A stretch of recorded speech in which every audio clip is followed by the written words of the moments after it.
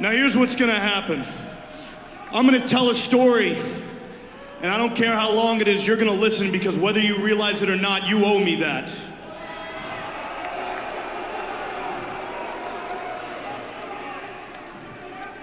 Cincinnati, bear with me.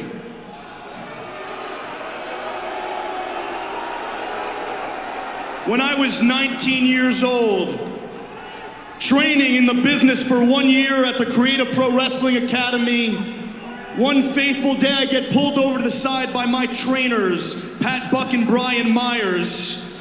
And they're good guys. They're good guys. And they say, "Kid, congrats, your hard work's paid off. We got you WWE extra work." And to some that might not sound like a lot, but to me at the time, it was the only show in town, and it was an opportunity. And an opportunity is all I needed. So I packed my best gear, I put on my best suit, and I drove to the Barclays Center, didn't I?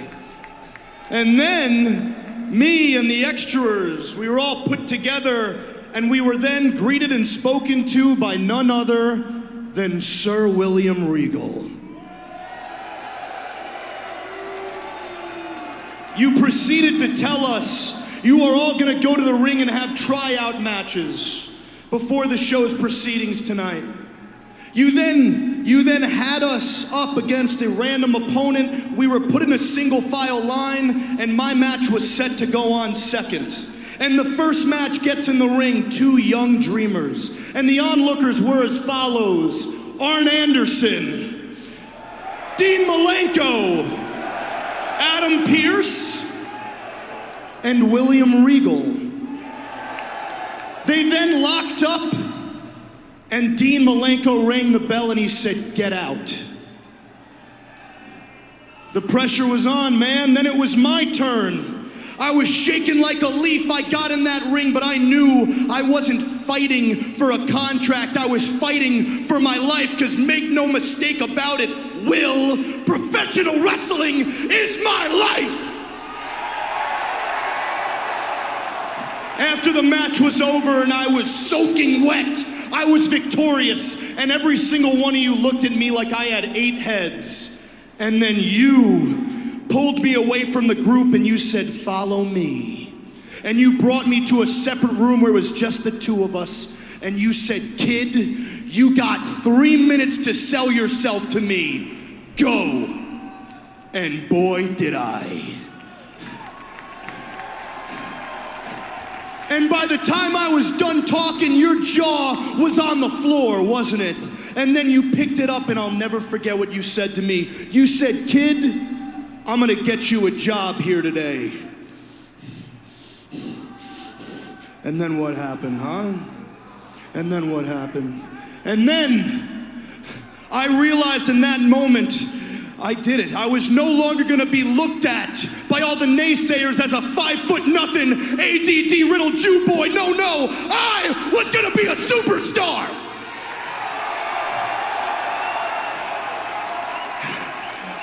I had done it. My dream was about to be accomplished. And then, with a crooked grin, you said, "How old are you, kid?" And I said, 19 years old, sir. And you looked at me and you said, "Kid, I'm sorry, but you're much too young."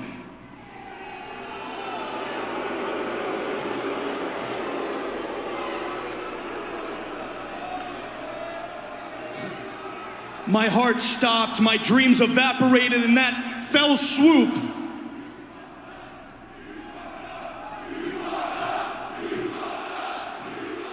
And in that fell swoop, my heart stopped, but then you resuscitated me with your version of hope.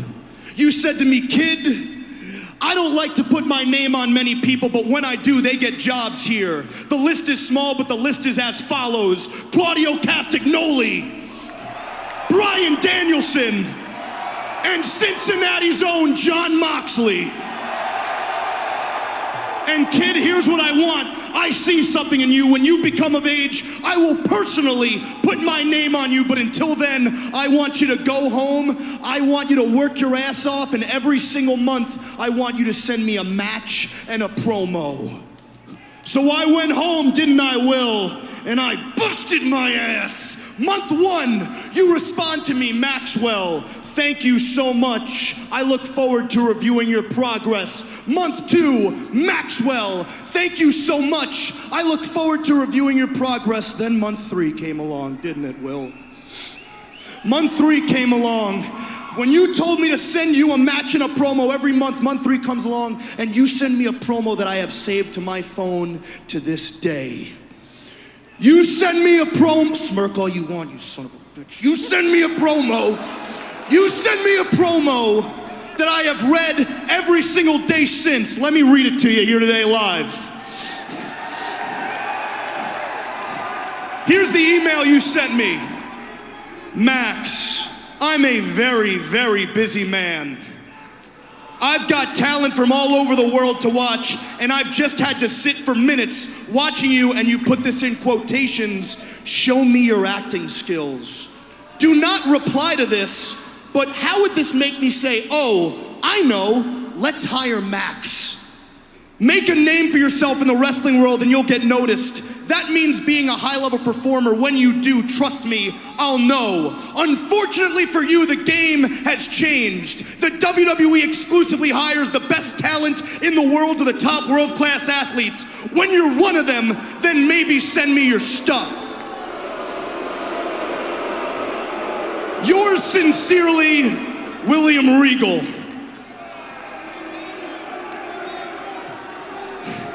That's the email you sent to a 19-year-old kid, a child with a dream, and you squandered it. Look at me, no, look at me. This is real life, goddammit. When I read that email, I wanted to quit professional wrestling. I wanted to quit my life. Look me in the eyes when I say this. That email made me want to kill myself.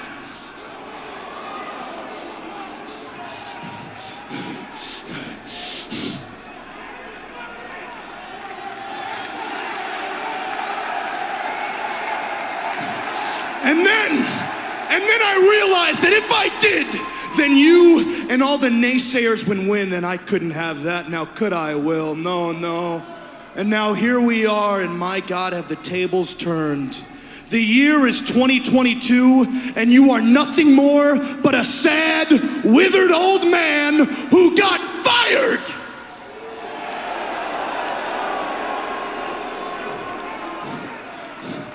Who got fired.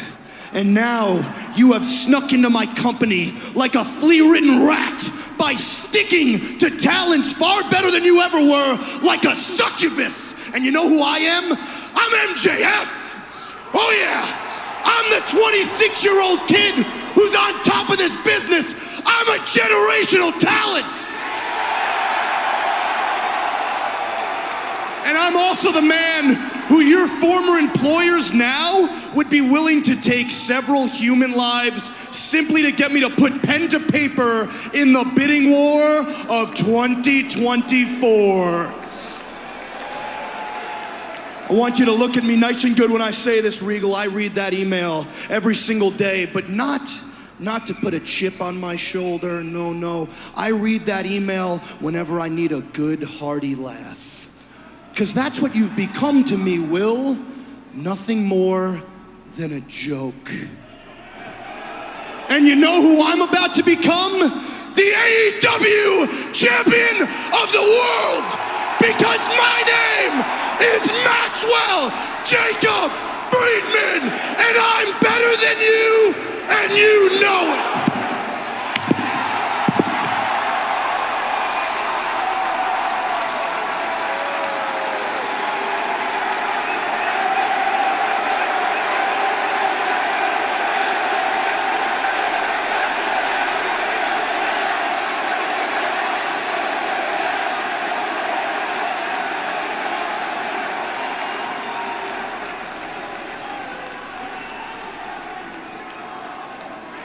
Job done.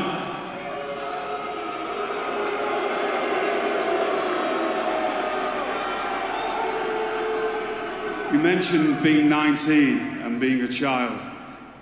At 16, I left home and went to work on a carnival and was having to fight grown men to get into this industry.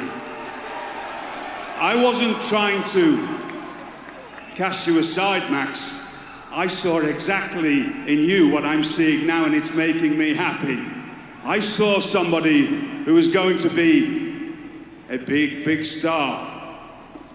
I wanted to light a fire under your backside. One, because we live in a day and age where you can't have grown men smashing your face in when you're 16 and when you're 17 and when you're crying every single night that you go to bed and there's blood running out of every hole in your body and you want to quit, but you won't let yourself. Because at 17, I said, no, I will not quit. I will keep going because I am going to be a professional wrestler. And if a bloody email is what it took to get you to this place, and you've held on to that for 7 years, you've had it easy, sunshine. And that's exactly what you've had. You've had it easy because you mastered something that you seem to forget. We spent several times together where I told you, this is what you need to get good at, sunshine. You need to practice. Every time you brush your teeth, you need to stand and talk and practice and get so people take notice of you. When you pick up a microphone, I could see how incredibly talented you were then. I watched you against Young Wheeler the other week. I can see what an incredible talent you are. You're 26 years old. Before you were born, I was insulting Mr. Shivani. I was beating people up, but I would never lay a hand on him. I'm what they call an ODV. That's an ordinary, decent villain. Anybody that steps between these ropes, that's fair game. But you never put your hand on somebody like Mr. Shivani. I wanted you to be where you are. I knew you had it in you. The only problem is, you've let me down because you took shortcuts. You haven't done anything to prove anything to me yet. Just because you're getting paid here doesn't prove anything to me. Just because you're making lots of money, that still doesn't prove anything to me. You hire people to do your bad work for you. You wear a ring to knock people out. I didn't need a ring to knock people out. When I used these, it was because I just like hitting people with them. Max, don't take any shortcuts. You want to be a real bad guy? You want to be the devil? Then make a name for yourself by doing it right. Beat everybody that stands in front of you, and I don't care what liberties you take with competitors. Just get to that place. But if you want to be the devil, show the world. Right now. Or are you going to just take another shortcut and so you can come out here and act like a victim and whine and cry?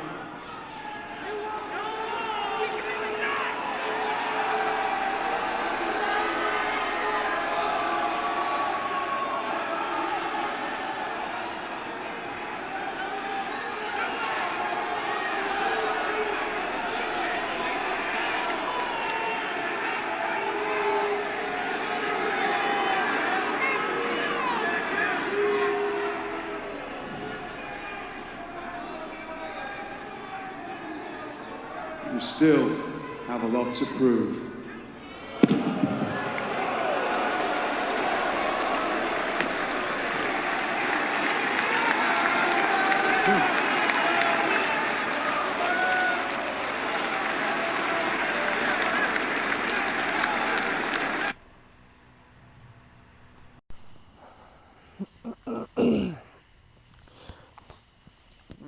Where is it? Okay.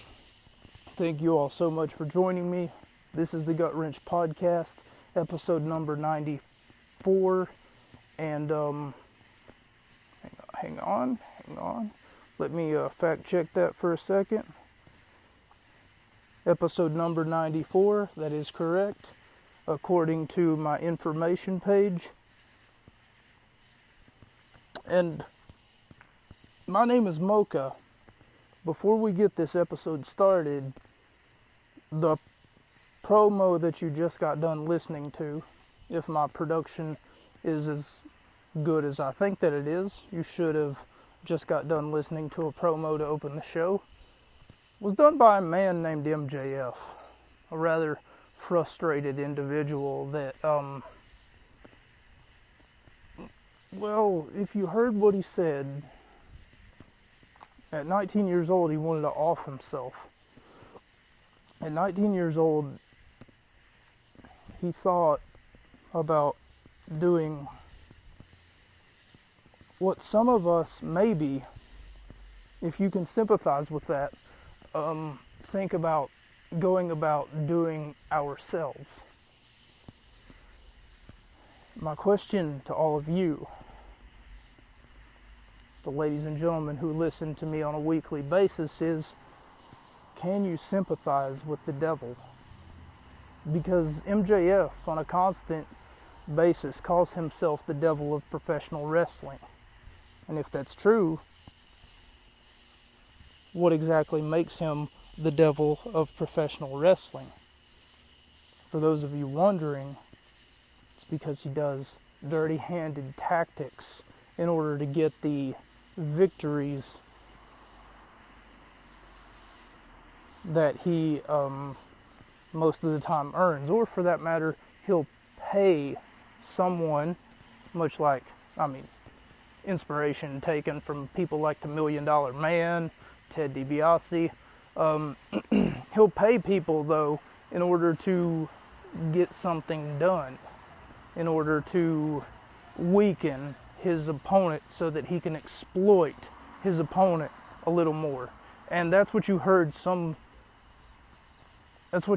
William Regal say near the end of that promo that you were just listening to. William Regal talks about the fact that there's certain ways to get things done, and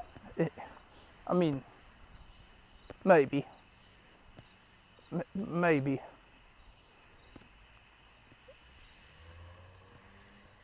In professional wrestling, I hate to keep saying this, but it's true. Everyone has at least one glaring, glooming character flaw. And those character flaws are what carry those characters to commit some of the acts that they do. Whether it's maybe putting their hands on a performer, when it's putting this in air quotes, uncalled for. Or for that matter, whether it's maiming a referee or putting your hands on a ring announcer. One time Bryan did that, for instance, Daniel Bryan, and he got, I think it was like a $20,000 fine. He must have got caught up in the moment or something. Tabloids everywhere were like jumping the gun a little bit, saying that, he really hurt Justin Roberts, and maybe he did. I don't know. It's maybe Justin Roberts, matter of fact, got some of that, company fine that Bryan got charged for doing. Nonetheless, what I mean to say is that these character flaws are what carries the character to do the devious, dirty deeds that they proceed to do. Those character flaws are what create the characters that we love to watch on television. Because think of a world without conflict. There's another literary term, conflict. I'm not here to give you an English lesson. I'm not here to teach you how to write a book. But what I am here to do is tell you that a world without conflict would be rather boring.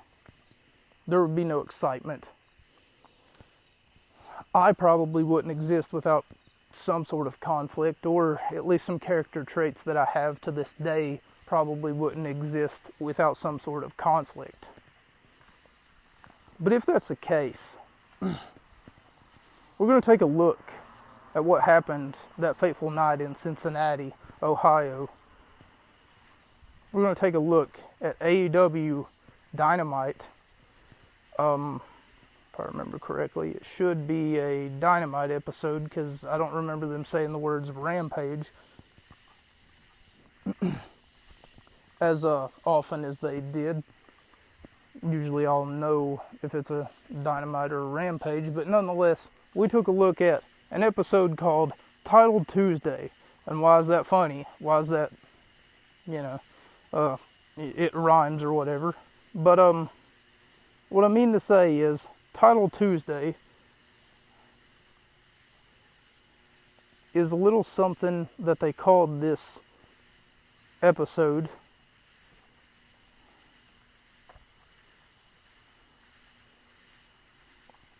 Because there were 4 championship titles on the line. For a second there, I thought that I deleted my notes. 4 titles will be on the line tonight. Starting with the Trios World Championships as Best Friends and Orange Cassidy. Finally, I get it. I get it right, and I can confirm it here. Best Friends, and I was right. Don't put this in my I was wrong column. Best Friends is not Orange Cassidy. So it's not any combination of Trent and Chucky and Orange Cassidy. So it's not Trent and Cassidy. It's not Taylor and Cassidy. What it is Trent Beretta and Chucky T, Chuck Taylor.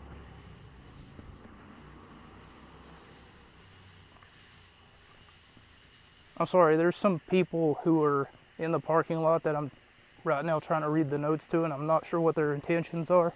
So I'm a little bit distracted. So they're getting into a vehicle right now, but I think that they're staring at me, and I'm not sure why. Probably because it's almost 10 o'clock, and I'm in the parking lot of a church. So they're wondering what my intentions are, while I'm wondering what their intentions are. Oh, never mind. 2 teenagers making out. What do you know? The action here tonight, Anyway, starting with the World Trios Championships as Best Friends, the challengers, Chuck Taylor and Trent Beretta make up the Best Friends, and Orange Cassidy versus Death Triangle, Penta Escure, Ray Phoenix, and Pac, that bastard. Sorry, I don't have their names written down. I don't know why I would need their names written down. I know who they are. And they are the champions at this time. About 3/4 into the match, Pac from the Death Triangle grabs a hammer and gets ready to use it on Orange Cassidy when his fellow Death Triangle members take the hammer away from him and almost cost him the championships because Orange Cassidy from behind, while Pac was distracted, Orange Cassidy from behind ends up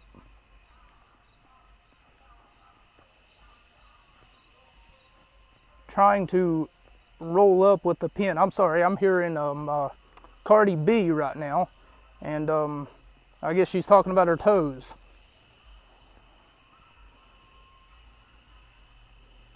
Because Pac was distracted, much like I am now, for half a second, thanks to his tag team partner, Ray Phoenix.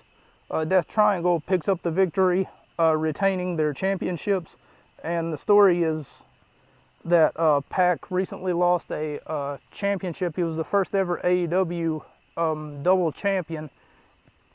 He recently lost a championship to Orange Cassidy, thanks to the fact that Cassidy beat him for the All-Atlantic Championship, which they changed the name to about 3 or 4 times already. I know that they've changed the name at least twice to that championship. I know that it wasn't called the All-Atlantic Championship, but now it's called the International Championship or something. I gave the match 4 out of 5 stars. Was really good, really entertaining. Had some high points, and it had a lot of crowd interaction as well. Chants like this is awesome, being put into effect. If you're wondering why I only took about the last half of that match and didn't do like the usual spill where, of course, I'm like, oh, and then this happened, and then that happened, and then this happened, it's because the first time that I took the notes for the first 3 matches, I lost the notes because I logged out of my it's almost like my Apple ID. I'd logged out of it, and I forgot to back it up. Well, a day later, after I'd already been logged in for like 12 or 14 hours. Upon doing so, I found the notes, plus the notes that I'd already taken for the second time. So I found my old notes, and then I found the new notes. Britt Baker, DMD, and Jamie Hayter with an impromptu interview with Tony Schiavone backstage, where Schiavone asks if they will be watching the Women's Championship match, as it is the next match on the card, which is going to be the next match on the card here tonight.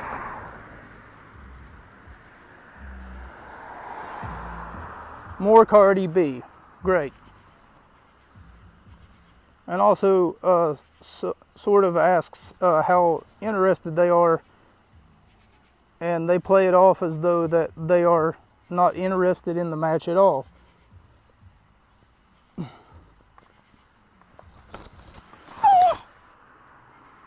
Then go on to say, by the end of 2022, one of them will be the AEW Women's Champion. They also think it's disgusting that they're not already the Women's Champion. At least one of them. So they make it extremely clear that they're going to work together in order to make sure that at least one of them is the tag team champion. Or, I'm sorry, the Women's Champion. As the champion, Toni Storm faces off, and also her title's on the line, because there will be 4 championship title matches here tonight. As the champion, Toni Storm from the Gold Coast, Australia, versus Shida. So, I can't say her. I want to say Hiroshi Ashida. We get a display of respect between 2 women of competition who clearly have respect for each other, and moreover respect for the business, as they shake hands before the bell rings. It's not often that you see this display of respect, but whenever it is shown, it is appreciated, because it shows that they just have like a respect for one another, and they're not going to hurt each other, or for that matter go off of what they planned on doing. You really hate to see someone get hurt. Now keep that in mind as we go to our main event here in a minute.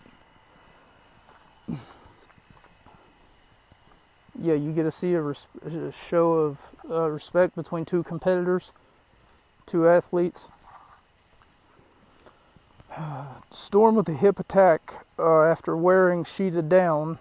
Storm with a surfboard stretch on Shida to wear her down, and Shida gets to the ropes to break the hold. Off of the float over DDT, only gets a 2 count. Shida gets the shoulder up. Toni Storm trying to win early. Shida looking for a Falcon Arrow, only to have it reversed into a triangle drop kick from the corner, from the second rope. Toni Storm counters with a German suplex and hits Shida with a hip attack while in the corner to win the match. 4 out of 5 stars. Was a decent contest. Was a really good match. Really good back and forth between two competitors who have the utmost respect for each other. Toni Storm's Women's World Championship was on the line as she retained. So on my notes here, I forgot to mention that Toni Storm's Women's World Championship was on the line. It's good to see that AEW also respects women's wrestling, because instead of just calling it the Women's Championship, they call it the Women's World Championship.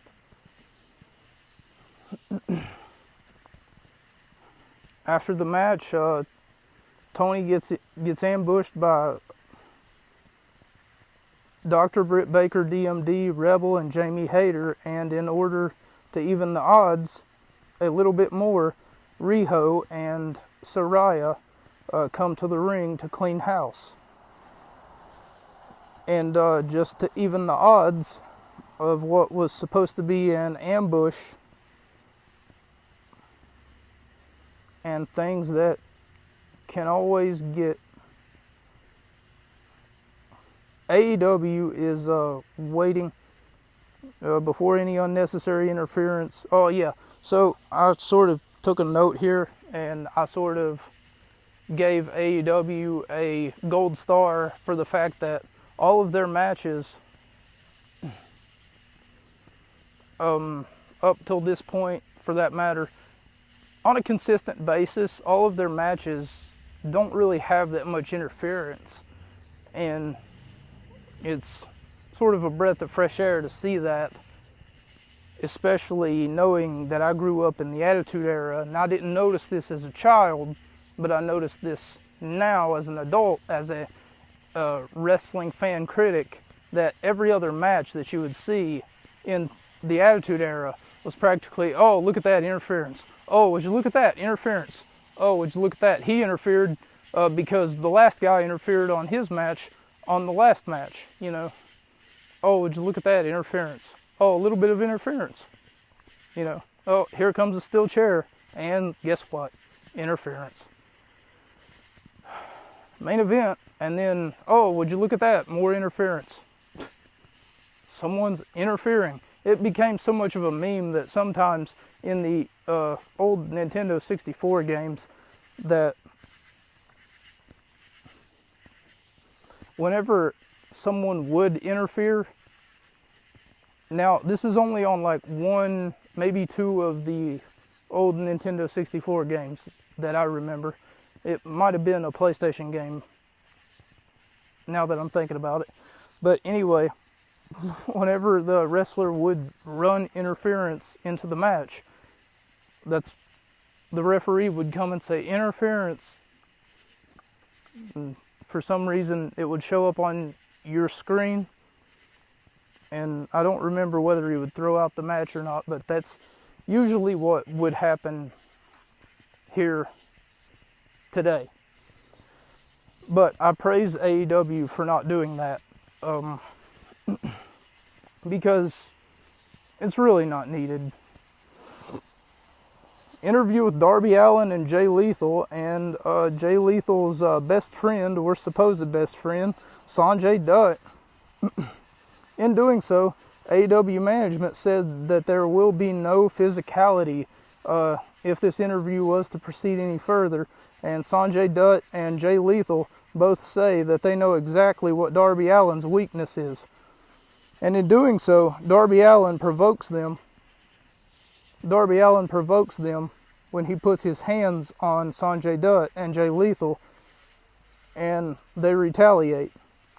So basically what they do is they punch him and they kick him, and then they throw him down a hallway until he's under a garage door, and his legs are on the other side of the garage door, and there's a door so that you can walk outside, you know, like I suppose most garage doors have that. Well, anyway, he walks outside, and Jay Lethal puts Darby Allin in the figure 4 and starts cranking it while the security team comes in and tries to break everything up. Meanwhile, Sanjay Dutt's screaming in his face from the other side of the garage door. They literally said that there was to be no physicality if this interview was to proceed. But what happened? Physicality. Because Darby Allin provoked.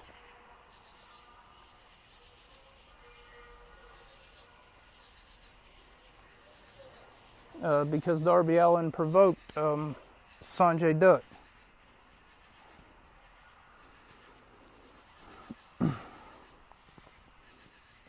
Okay, so the next segment is the segment that I really wanted to talk about. It's the segment that opens the show. I've got a mountain of notes here, but I'm not going to sit here and plus I'm not a speed reader. I'm going to be honest here, guys. I think that you all know that. I'm really bad at reading the notes that I've put together. And I'm just going to go from the heart on this one because I'm better at doing that. So the synopsis of my notes is basically the fact that MJF thinks that in the great bidding war of 2024, he's going to have this great grandiose decision to make. And he thinks that maybe AEW is just not for him. Maybe WWE is the place to be. And as previously, well, I didn't previously mention this on this episode, but for those of you who don't know, WWE has a track record that's not exactly very kosher with their talents. For those of you wondering what exactly it is that what are you on about? What are you talking about? WWE always treats their talents. They always treat them really good, don't they? No. If you're not a product of the WWE machine, you unfortunately need to find your pink slip very, very soon. Which some of you might be scratching your head. Wait a minute, what about Sami Zayn? I mean, he was El Generico. Yeah, that's his name. I almost called him El Gringo. El Generico over in Ring of Honor, right? And that's how he made his name. He went to Impact Wrestling for a little bit. On top of that, you know, he wasn't a product of the WWE machine. You're right. Sami Zayn is what I would consider someone who's anyway, moving on. I would say blessed, but no, he's not exactly that. He's what you would call slow. You know, I feel as though that they feel sorry for him. But anyway, we're going to go ahead and move on, and I could make the same argument for Kevin Owens, but he's not exactly slow. It's just that he's too much of an ass kisser. You know, you get up close and personal with the boss, and then you're like, "Hey, boss, what's going on? How you doing? You feeling good today? Let me rub your feet. Let me suck your dick." You know, it's not important. It's not important. Talent would have got him a lot further. Let's just put it that way. Anyway, all that aside, what I mean to say is there's people like Matt Cardona, people like Zack Ryder. Most of you know him as Zack Ryder. But for those of you who have been keeping up with Matt Cardona, look me in my eyes and tell me that he's not become a star since leaving WWE. Since not getting over on his own, need I mind you, because let's be honest, he got over on his own. It had nothing to do with WWE. It had nothing to do with anything that they did. They gave him a platform. They gave him maybe 5 minutes every 3 weeks.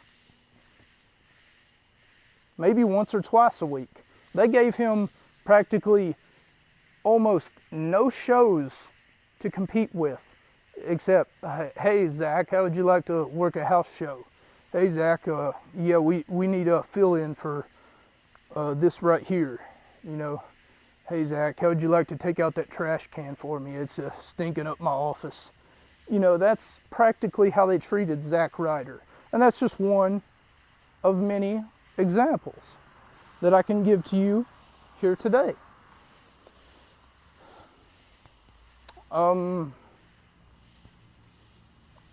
Yeah, I thought that I had more of a rant prepared, but nonetheless, MJF doesn't understand that by going to WWE, that's something that he doesn't want to do. CM Punk, for instance, could probably, you know, attest to that. Jon Moxley said he didn't have any freedom in WWE, and that's more than likely true.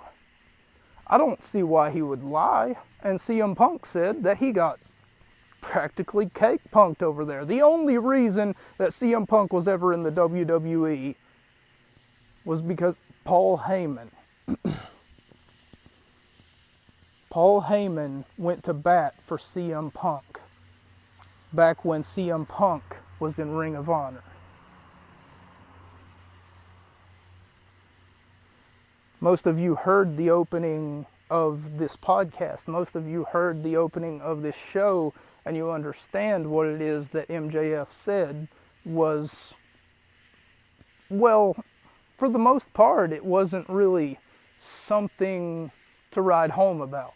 You know, hey, kid, I got you WWE extra work. And like he said, to some, that might not be a lot, but at the time, as he said, that's the only place, the only show in town.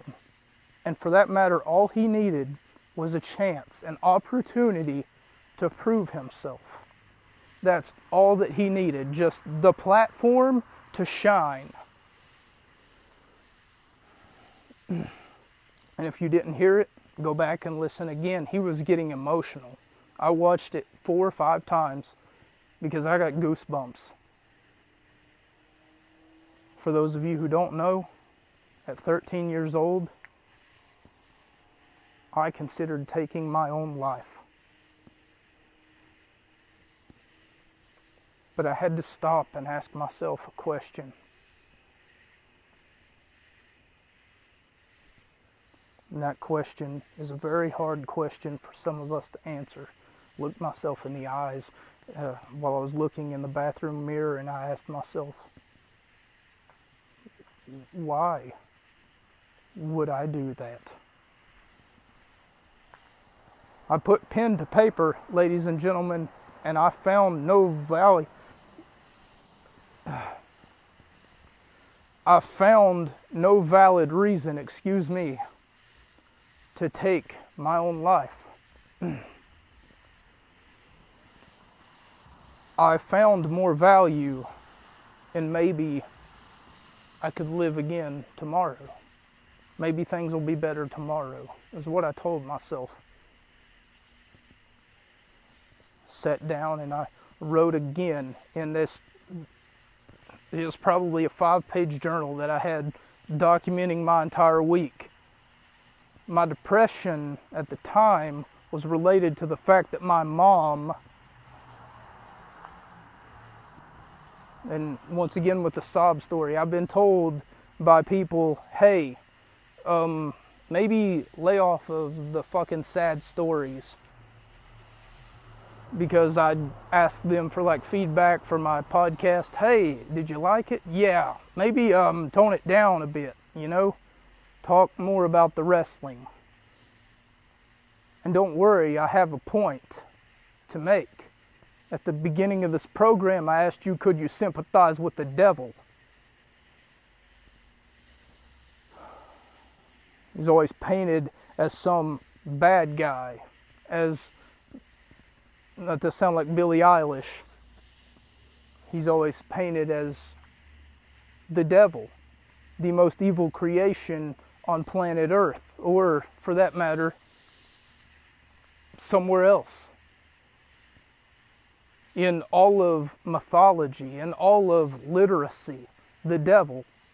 You can't get no more evil than that. If MJF wants to be the devil of professional wrestling, what turned the devil to the road that he was on at that time? There had to be something that drove the devil to saying that he was going to go down the path that he so chose. No matter which story you look at in literacy, Jews, for instance, to my knowledge, are relatively believe that it's a struggle within. It might not be Jews, it might be something else. Might be mixing cultures at this point.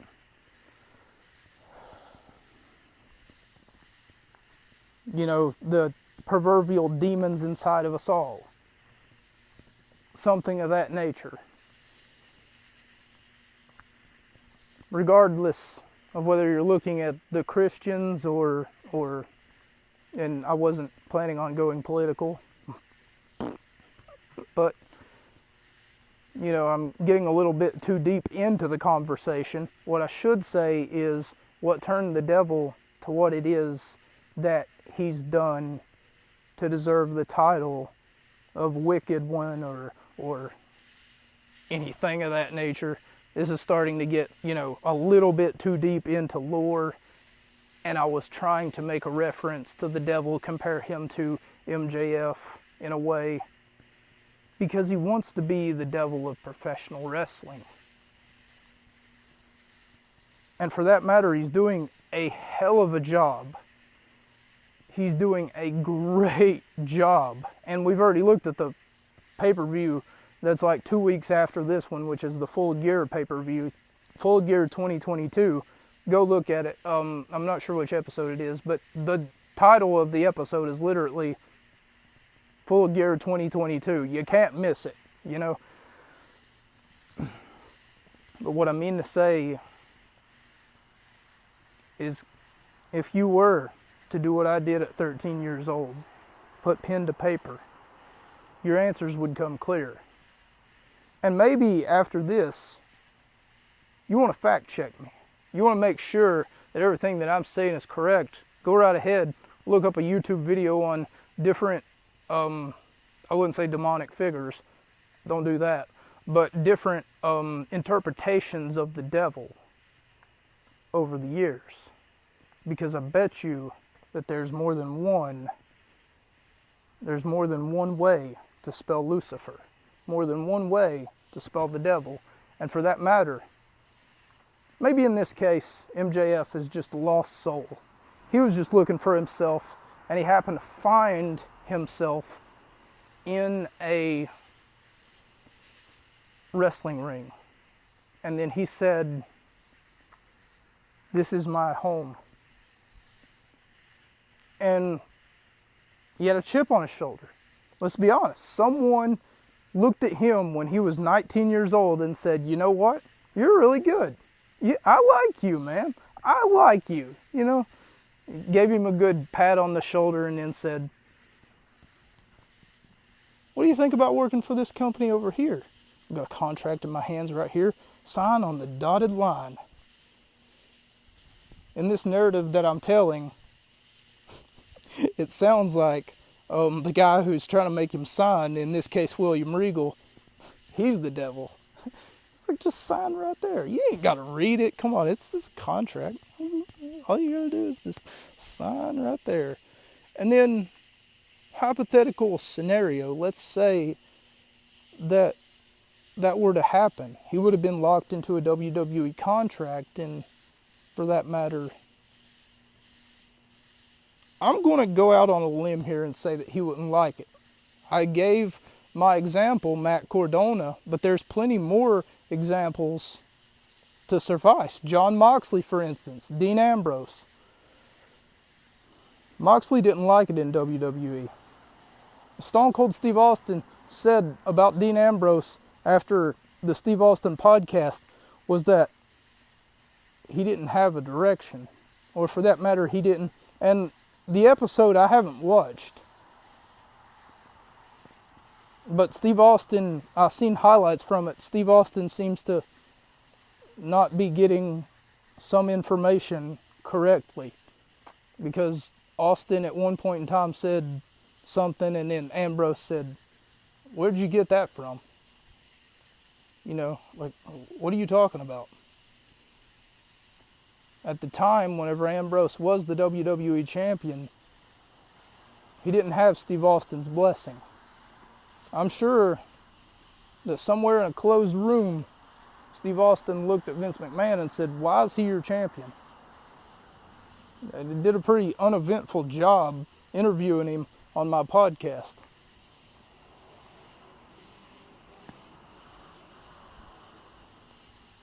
So Jon Moxley, thank you for leaving the WWE, because you've become a better, more rounded individual.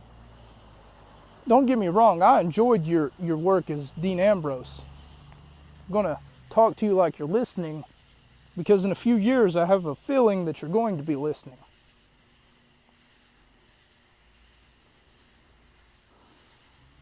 Jon Moxley, you truly are my hero. MJF,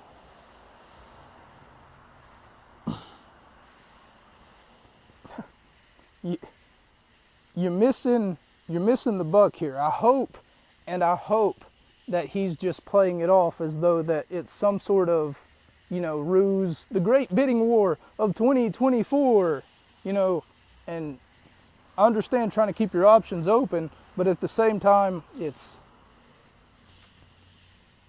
you've got more freedom there at AEW. And if I was him, I would want to stay there regardless of how, I'm going to put this in air quotes, little they're paying him. Because I'm sure that his merchandise flies off the shelves. Control is everything, and he would learn that in WWE. That they have him by the proverbial balls. But anyway, I'm going to go ahead and shut up about it, because I covered it and I've got this mountain of text, and what I wanted to do was basically run through all the freedoms that he would be missing, go over the CM Punk WWE contract thing, the fact that they sued him, or he sued them, did CM Punk sue the WWE, and for that matter, the fact that CM Punk got fired on his wedding day and on his birthday, one of the two or both. The next match is the Ring of Honor World Championship. This is our third championship match on the card here today. And it is the Ring of Honor World Heavyweight Champion. The Ring of Honor World Championship match. Chris Jericho is our champion, and he will be defending against Dalton Castle. The story here is that Jericho is going down a line of people who have held the Ring of Honor World Championship, and he plans on putting them all down. All of the legends who have held that title, he plans on making an example of them. And it's because Jericho, now I can't tell if he's being ironic or if he's being unironic, but he's poking fun at WWE. Here's how. He's saying that sports entertainment is better than professional wrestling. And all of these supposed wrestlers, he's going to put them down and show them how a sports entertainer can be the better, wrestler, or for that matter, performer. All of these are interchangeable words, I'm assuming, but at the same time, it's him being ironic while also being politically correct. And it's funny if you get the joke, If you get the joke, what the difference is between a sports entertainer and a professional wrestler. Because it's just the political way of saying hey, I'm a sports entertainer. Nice to meet you. You're a professional wrestler. But, you know, you got to say that. If it were on paper, it would say, hey, you worked as a sports entertainer for June through November. And then those, yeah. You know, kind of like saying adult actor is the same thing as like a porn star. Anyway, on to the action. And I don't mean the action that was getting busy in that vehicle that was here and now it's gone. Dalton Castle disrespects Chris Jericho by giving him the middle finger, and he wanted to shake his hand. He put his hand down his pants, down his shorts, and then after what seemed to be searching for something like an Acme cartoon character, he then pulls out a middle finger. And on commentary they say, oh, come on, Jericho had to see that one coming. And then someone else says, oh, you just being silly now. He didn't have to see that one coming. Dalton Castle gets distracted by one of the JAS members, the Jericho Appreciation Society, who accompanied Chris Jericho to the ring. One of the members, Jake Hager, but Dalton Castle then claps his hands and screams,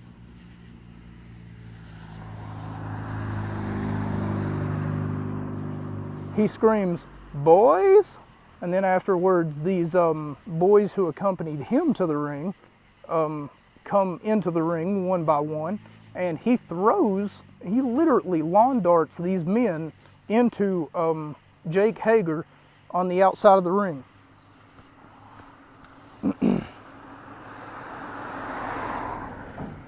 And he lawn darts them.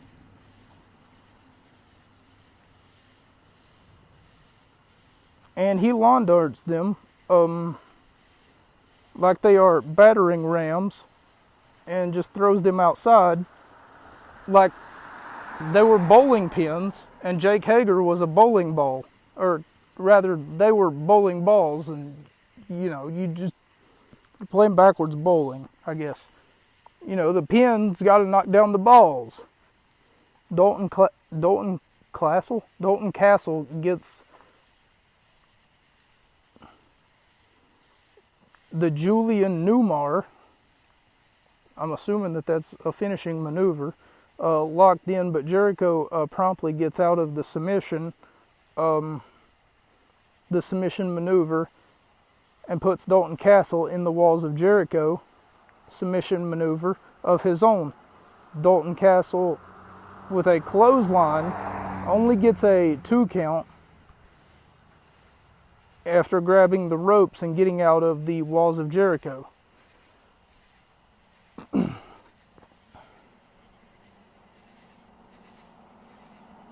Dalton Castle hits a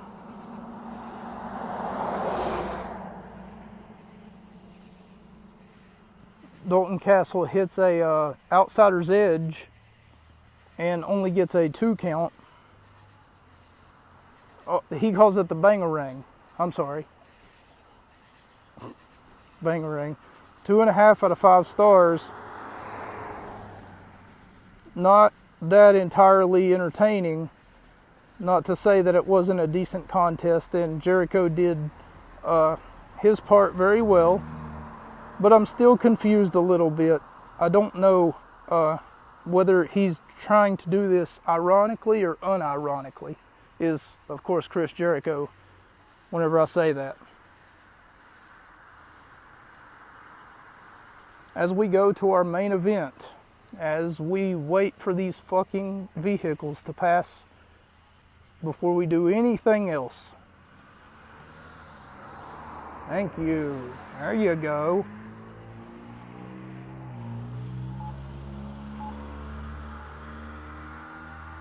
As Jon Moxley versus Hangman Adam Page. Okay, guess I'm not going that way. Hangman chases Mox before the match even gets to the wrestling ring. God damn it. And they were out on the outside of the crowd as the competitor on the concrete floor where they're over by where the crowd is seated. Adam Page climbs a rafter. It seems to be at least 5 or 6 rows seated above him and below him in all directions, north, south, east, west, like up, above him, below him. God damn it.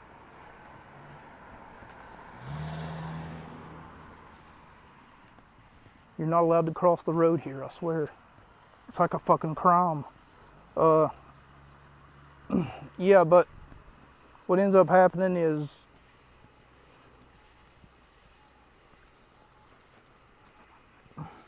Adam Page ends up hitting like a moonsault of some sort from like a scaffold or a rafter.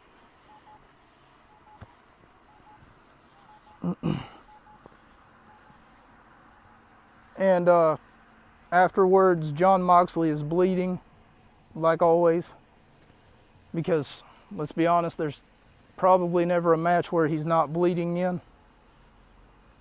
Moxley with a beautiful looking suicide dive to the outside onto Hangman.